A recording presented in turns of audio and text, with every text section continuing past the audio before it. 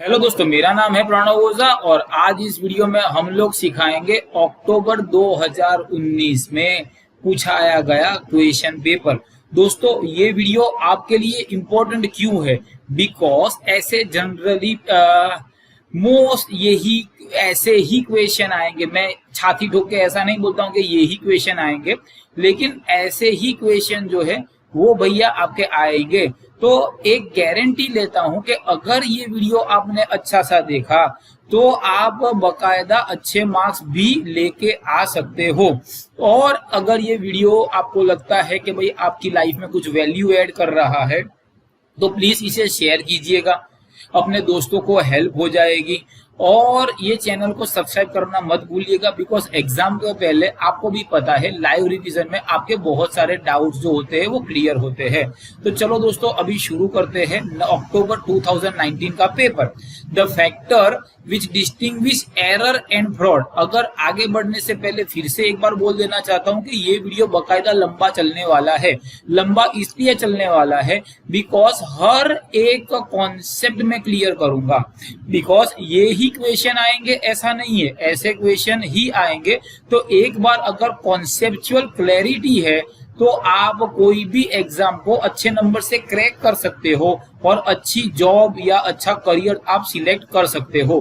तो यहाँ पे लिखा हुआ है the factor which distinguish an error and fraud are materiality नहीं, मटीरियलिटी वो चीज होती है जो हमें डिसीजन लेने पे मजबूर करती है। Whether it is cause by officer and entity, error and fraud ऐसा नहीं होता है कि भाई एरर एम्प्लॉय करता है, फ्रॉड ऐसा नहीं होता है। Whether it is cause by auditor, auditor तो कहाँ कोई फ्रॉड करने वाला है। तो ये तो नहीं निकल गया, ये भी निकल गया।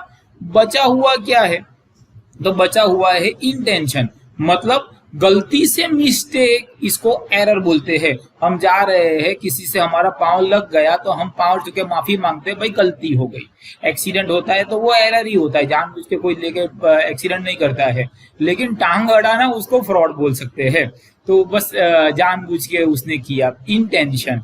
अब आगे बढ़ते हैं और आगे कुछ ऐसा है कि standard of auditing is applied. अब ये ऑडिटिंग स्टैंडर्ड्स क्या हो जाता है? अकाउंटिंग स्टैंडर्ड्स तो पता है कि भाई आपको ऐसे ही लिखना पड़ेगा। तो अकाउंट के स्टैंडर्ड्स अगर है तो उसी हिसाब से ऑडिट के स्टैंडर्ड भी होते हैं, जहां पे बोला गया है कि आपको ऐसे ही ऑडिट करना है। In the view of the historical financial information, historical financial review करना है। In the audit of historical financial information, engagement to apply agreed upon procedure नहीं, engagement dealing with subject matter other than historical नहीं। तो भाई other than तो होता ही नहीं है। फाइनेंशियल इंफॉर्मेशन, अगर यहाँ पे मैं लिखूं फाइनेंशियल इंफॉर्मेशन, उसी के लिए ऑडिट होता है। तो यहाँ पे ये क्लियर सेकंड पॉइंट आया है। अब देखते हैं कि थर्ड आप राइट कर सकते हो या नहीं कर सकते हो। The record of audit procedure perform, relevant audit evidence obtain and the conclusion of auditor reaches in terms of audit planning नहीं, कंक्लूजन बोला हुआ है। कंक्लूजन प्लानिंग पहले होता है, ऑब्जर्वेशन ड्यूरिंग होता है, परमानेंट फाइल रिकॉर्ड होता है। तो बचा क्या? तो बचा ऑडिट डॉक्यूमेंटेशन। तो ऑडिट डॉक्यूमेंटेशन, यहाँ पे बाजू में थोड़ा कुत्ता भौंक रहा है बिकॉज मेन रोड पे क्लास है, तो उस पर मत कमेंट कीजिएगा, बराबर। और मेरा और उसका कोई लेना देना नहीं है। और ये पूरे शूटिंग में हमने कोई जानवरों को ईर्जा की नहीं है। तो ऑडिट प्रोसीजर वो चीज है, ठीक है। अब यहाँ पे लिखा है और रिकॉर्ड लिखा था, तो रिकॉर्ड लिखा था तो भाई ऑब्वियसली डॉक्यूमेंट से रिकॉर्ड होते हैं। वन और मोर फोल्डर और other storage media in physical और इलेक्ट्रॉनिक फॉर्म। देखो यहाँ पे लिखा है फोल्डर, यहाँ पे लिखा है स्टोर और physical electronic form containing the record that comprise audit documentation for a specific engagement. अब यार यहाँ पे उसको स्टोर करके रखना है, फोल्डर बनाने हैं जहां पे रिकॉर्ड रहता है। तो वो रिकॉर्ड प्रोग्राम तो क्या है कि भाई हम जाएंगे हम जाएंगे 2 दिन ये करेंगे, 3 दिन ये करेंगे, तो भाई ये नहीं होता। ऑडिट करने के टाइम पे आपको कितनी कितनी चीजें पूछनी थी, तो वो वर्किंग पेपर होता है। ऑडिट अब बचा ये ऑडिट फाइल और ऑडिट नोटबुक। ऑडिट नोटबुक भी इसका ही बाइंडेड वर्जन होता है जहां पे हम लोग रिकॉर्ड करते हैं, लेकिन ऑडिट फाइल जो होती है बकायदा स्टोर की जाती है अगले साल। मान लो कि भाई सुरेश करके मेरा एम्प्लॉय है, वो ऑडिट पे जाने वाला है, उसने जो भी ऑडिट किया वो उसने बताया। अब सुरेश निकल गया और रमेश आ गया, तो मैं रमेश को बोलूंगा कि भाई आप जा रहे हो पेटीएम का ये करने के लिए, ऑडिट करने के लिए, तो पिछले साल जो सुरेश गया था उसने ये चीजें गौर की थी, उसके हिसाब से यहाँ पे आपको ये करना था। तो वो चीज भी बकायदा आपको देखनी पड़ती है। और अब चलते हैं नेक्स्ट पे। Which of the following will be considered as diary in which in which auditor scribble down important inquiries। अब ये क्या होता है? Important to avoid possibility audit। अब उसमें 4 है। ऑडिट एविडेंस इनको डायरी नहीं होता है, ऑडिट एविडेंस सबूत होता है, तो ऑडिट एविडेंस नहीं होता है। तो ये दो तो गए। वर्किंग पेपर और नोटबुक, जो चीज मैंने ऑडिट करने में देखी वो वर्किंग पेपर होता है और उसका हिसाब करवा के मैंने रखा हुआ है, ताकि जब बड़े साहब आएंगे तो इतनी चीजें हम लोग पूछ सकते हैं, जैसे कि ये 17 नंबर का वाउचर क्यों मिसिंग है, 18 नंबर के वाउचर पे आपने साइन किए बिना पैसे कैसे दिए हैं, एक्सेट्रा। ऐसी सारी जो चीजें इंपॉर्टेंट है, जैसे मान लो कि भाई हमारे घर में ऐसा होता है कि अगर मैडम कम पैसे देते हैं, किसी को बोलना नहीं, मैडम ने 50 रुपया, 100 रुपया, 500 रुपया स्पेंड करने को दिया, लेकिन अगर मैंने मेरे बैंक अकाउंट से 50,000 रुपए निकाले तो मेरे पापा जो है वो पूछने तो वाले हैं कि बेटा ये पैसा तूने कहाँ निकाला। दैट डज नॉट मीन कि मेरे पापा मेरे पे कंट्रोल रखते हैं, लेकिन वो चीज मटीरियल है तो उनको बोलना पड़ेगा। मैंने पानी पूरी कितने की खाई, मैंने क्लास के लिए कितना जेरोक्स निकाला, पापा उस पर इंटरेस्ट नहीं है, पर जो मटीरियल फैक्ट है तो ऑडिटर भी या ऑडिट का स्टाफ भी जो मटीरियल इंफॉर्मेशन है वो बकायदा वो लोग रखेंगे, तो ये इंपॉर्टेंट होता है। उसके बाद Which of the following is not method of obtaining evidence। अब ये ऑडिट एविडेंस 2 हिसाब से होता है, इसको याद रखना हो तो लिख देना। कंप्लायंस से होता है या सब्सटेंसिव होता है। तो कंप्लायंस का मतलब क्या होता है, इंटरनल कंट्रोल सिस्टम को चेक करके आ सकता है, और ये जो होता है वो क्या बोलते हैं, रिसिप्ट को चेक करके सब्सटेंस प्रोसीजर होता है। अब मैं ऑडिटर हूं तो मैं देखूंगा कि कैसे मैं सेटिस्फाइड हो जाऊं कि सारी चीजें सही है, इसीलिए मैं सारे सबूत इकट्ठा करूंगा। तो सबूत इकट्ठा कैसे करूंगा, अब वो मेरी मर्जी भाई। मैं ऑब्जर्वेशन से कर सकता हूं, जी हाँ। एनालिटिकल प्रोसीजर मतलब रेशियो, एनालिटिकल प्रोसीजर जब भी होता है तो बकायदा हम लोग रेशियो भी लिखते हैं। तो एनालिटिकल प्रोसीजर का मतलब कि भाई पिछले साल 20% था, इस बार 19% है, अच्छा कोरोना आ गया 13% है, चलो चलेगा। तो आप एनालाइज कर लेते हो कि भाई ये प्रॉब्लम था इसलिए ये कम हुआ या ज्यादा हुआ, तो वहां से भी हमको सबूत तो बकायदा मिल ही जाते हैं, वहां से सबूत तो हमें बकायदा मिल ही गए हैं। अब बाकी रहा परफॉर्मेंस या रीपरफॉर्मेंस, वापिस जरा गिन के दिखाओ, मतलब मैं सेटिस्फाइड हो जाऊं, मतलब मुझे सबूत मिला, तो 3 हो गया। और यहाँ पे बकायदा लिखा है नॉट, तो फिर वो स्टेटिस्टिक ही आएगा। ठीक है, ऐसे आपको ऑडिट में करना है। Which of the following are the basic principle governing an audit? Basic principle कौन सा होता है, audit planning, audit evidence, confidentiality, skill, competence, work perform by others, independent, integrity. ये सारे के सारे पे तो बड़ा सा फुल क्वेश्चन आता है, एक भी चीज इसके अंदर ऐसी नहीं है जो एक्स्ट्रा ऐड की है, मतलब ये भी आएगा तो चारों 4 आएगा, तो ये यहां से मिलेगा। नेक्स्ट लिखा हुआ है factor to be consider while planning and audit of financial statement. अब मान लो कि भाई आपको मैंने क्लास में बुलाया और आपको क्लास का ऑडिट करना है, तो आप क्या देखोगे? सिंपल सी बात है, इनकम देख लोगे, एक्सपेंस देख लोगे और बैलेंस शीट देख लोगे, बस बात खत्म। अब क्लास का करना है और हॉस्पिटल का होगा, इनकम देखोगे, एक्सपेंस देखोगे, बैलेंस शीट देखोगे, परचेज कितना हुआ, कंजम्पशन कितना हुआ, लेबोरेटरी कितना हुआ। मतलब हर धंधे में आपको बकायदा प्लान करना पड़ता है। और अगर होटल का हुआ तो ऑनलाइन कितना सेल किया और कितने यहाँ पे था, रेस्टोरेंट ऐसे। तो क्या चीजें होगी? तो क्या भाई चेंज इन सर्कमस्टेंसेस, क्या हम सर्कमस्टेंसेस में चेंज देखेंगे? जी बिल्कुल देखेंगे। साइज के हिसाब से ऑडिट प्लान करेंगे? जी बिल्कुल प्लान करेंगे। कॉम्प्लेक्सिटी, इसका मतलब क्या? टाटा मोटर्स में इलेक्ट्रॉनिक भी है, नैनो भी कार है, ऑल्ट्रोस भी है और ट्रक टेम्पो भी है। अब इतना वाइड अगर रेंज है तो आपको वो भी देखना पड़ेगा। हाँ अच्छा है महिंद्रा नहीं है, वरना ट्रैक्टर भी आ जाते। प्रीवियस एक्सपीरियंस, तो मतलब ये तीनों है।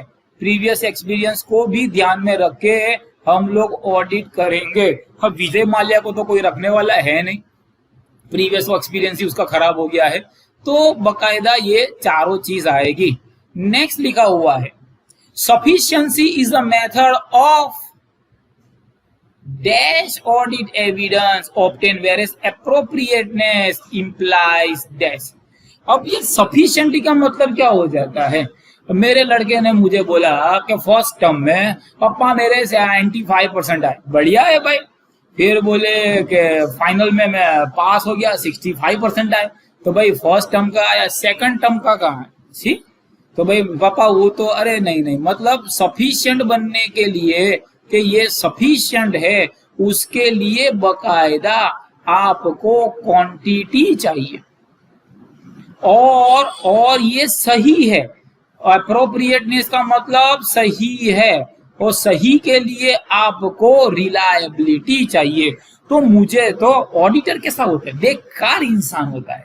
क्यों? शक्की होता है। उसे तो अच्छा सबूत और ज्यादा से ज्यादा सबूत चाहिए ताकि वो ओपिनियन दे सकता है। तो सफिशिएंसी रेलेवेंट नहीं होती और क्वांटिटी, एप्रोप्रिएट क्वांटिटी ऐसा नहीं होता। क्वांटिटी होती है, एक्यूरेसी एप्रोप्रिएट नहीं होती, एक्यूरेसी एक्यूरेट होती है, बराबर। सफिशिएंटली रिलायबल नहीं होती है, एप्रोप्रिएट क्वांटिटी नहीं होता है। बचा ये कि सफिशिएंसी क्वांटिटी होती है और ये ऐसे होता है। नेक्स्ट, अकॉर्डिंग टू SA 230, मतलब यहाँ पे form and content of working paper are affected by, Pranav classes छोटा सा है, MS यूनिवर्सिटी बड़ी सी है, हमारे में 2 कागज में काम हो जाएगा, वहां पे 2000 या 200 पेज का हो जाएगा। तो यहाँ पे क्या हो जाता है कि क्लाइंट के रिकॉर्ड को देख के हम हमारे वर्किंग प्रॉपर सेट करेंगे। जी हाँ बिल्कुल। फिर लिखा हुआ है nature and complexity of client business. जी हाँ ये भी बिल्कुल। नेचर एंड एंगेजमेंट, ये तो जब पहले लेटर लिखते हैं कि मैं ये करने वाला हूं, तो भैया आपको उसके हिसाब से करना पड़ेगा, वरना भूखे मरेंगे, वरना क्लाइंट दूसरी बार रखेगा नहीं। तो ये भी है, ये भी है, ये भी है, इसीलिए भैया इसका आंसर यहां तक है। नेक्स्ट लिखा हुआ है, बराबर, normally the auditor find it necessary to rely on the audit evidence that is probable, inclusive, all of the above. Reliable audit evidence that is pervasive, मतलब है उसके बाद, इंक्लूसिव नहीं, कंक्लूसिव होना चाहिए, बराबर। प्रोबेबल, प्रोबेबिलिटी पे तो थोड़ी एविडेंस होता है, तो ये नहीं है, ये नहीं है। अब ये दोनों नहीं है तो ऑल ऑफ द अबव भी होगा ही नहीं, ठीक है। अब ये MCQ जो है ये मैं नहीं करवाने वाला, बिकॉज बकायदा आपको ये मेमोराइज करना पड़ेगा और इस पे MCQ नहीं आएगा ऐसा मुझे लगता नहीं है। तो ऑडिटिंग हिस्टोरिकल ऐसे कौन से आएंगे, कौन से नंबर के आएंगे, बका ये तो आपको लर्न करना ही पड़ेगा। अभी मैं बता दूं उसका कोई मतलब नहीं है। नेक्स्ट लिखा हुआ है यहाँ पे सबसे पहले, are such error the existence of which becomes apparent in the process, कौन सा है? तो एरर ऑफ ओमिशन, ऑब्जर्वेशन, वो एरर पढ़ते हैं error of omission are such error that existence which become apparent. नहीं, ओमिशन में तो कहाँ एपरेंट आता है, तो ये भी नहीं है, तो ये भी नहीं है। Self revealing error are apparent in the process of self revealing error, नहीं, self revealing observation in the process of observation से नहीं पता चलता। तो self revealing error are the error which become apparent in the process. Account बनाते ही पता चल जाता है, अरे रे सर ने ये भी 2 बार लिखी, 2 ऑब्जर्वेशन से नहीं, जब हम अकाउंट कर रहे तभी आता है। नेक्स्ट लिखा हुआ है यहाँ पे करंट ऑडिट फाइल। अब यहाँ पे लिखा हुआ है current audit file relating to audit of Lakshmi enterprise limited will not contain क्या, लेटर ऑफ कंफर्मेशन। ये करना पड़ता है भाई, पूछना पड़ता है, डेटर तेरे इतने पैसे बाकी है, क्रेडिटर तेरे कितने पैसे बाकी है।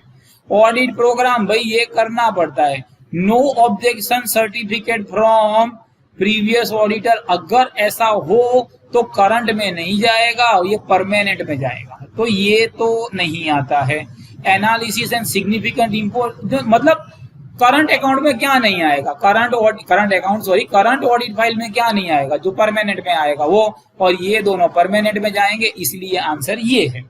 ठीक है, अब हम लोग आधा पूरा कर चुके हैं। According to SA 240 a financial audit is conducted by the auditor to obtain क्या, dash assurance that financial statement are free from, तो ऐसा मटेरियल मिस स्टेटमेंट, ये तो क्लियर ही है।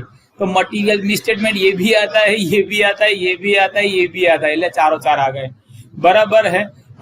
तो according to 240 financial audit is conducted by the auditor to obtain reasonable, तो ये होता नहीं है, रीजनेबल होता नहीं है।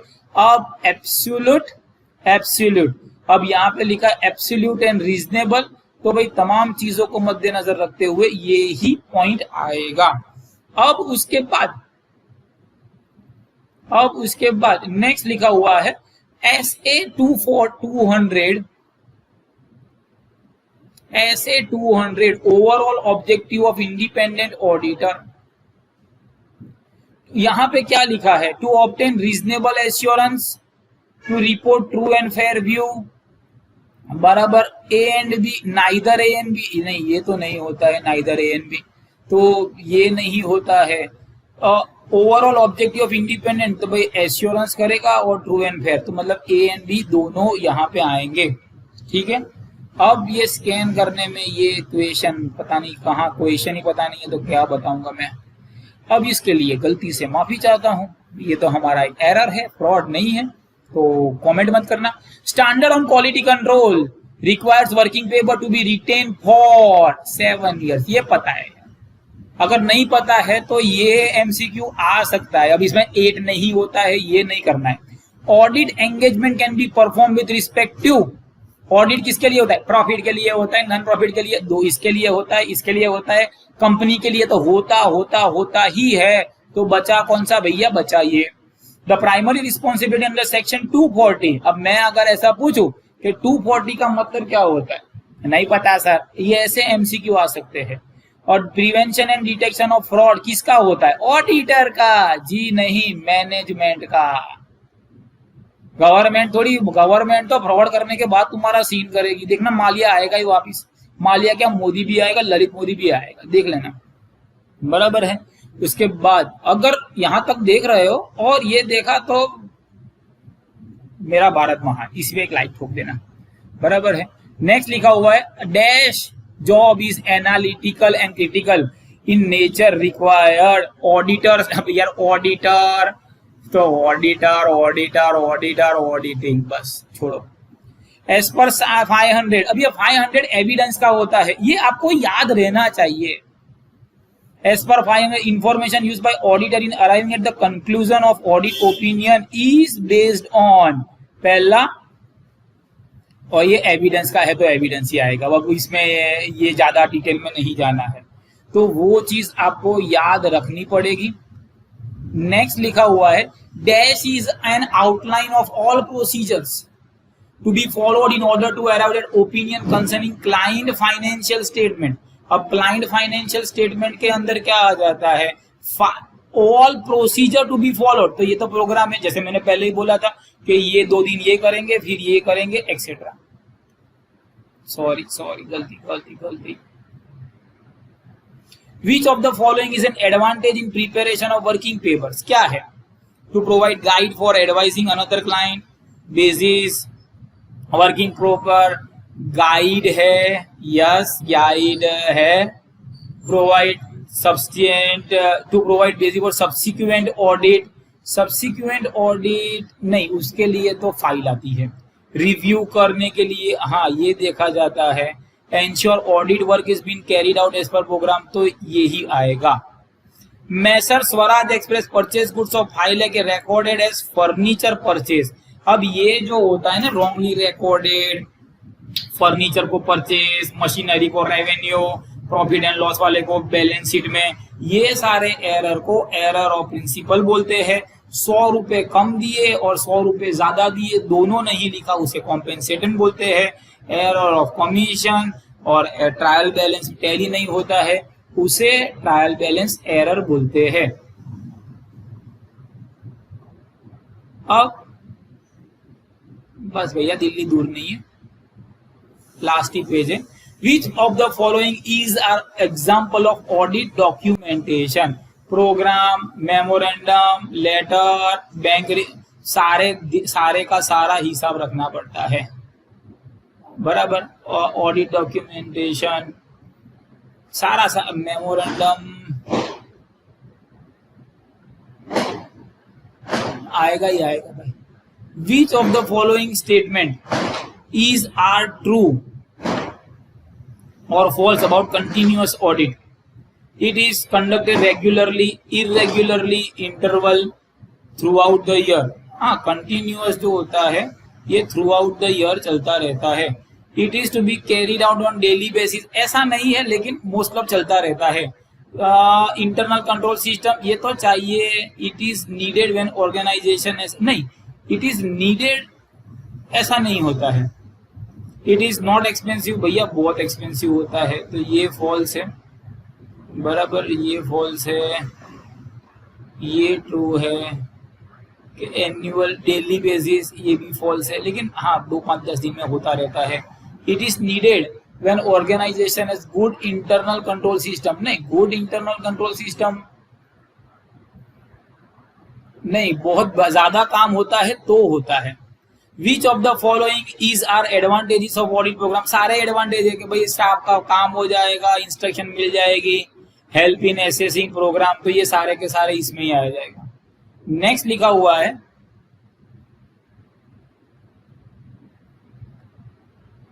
Star mission private limited having turnover of 2.2 crore is required to carry out energy audit. ना ये तो वॉलेंटरी है।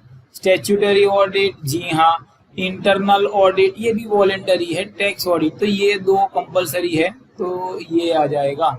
मैच द फॉलोइंग, इसे आप अपने हिसाब से मैच करके मुझे कमेंट कीजिएगा। और दूसरी एक चीज है कि भाई ऐसे ही वीडियो के लिए प्लीज ये चैनल को सब्सक्राइब कीजिए। I wish you all the best for your exams. कुछ काम है तो बोल दीजिए। Good bye, God bless you and जय हिंद।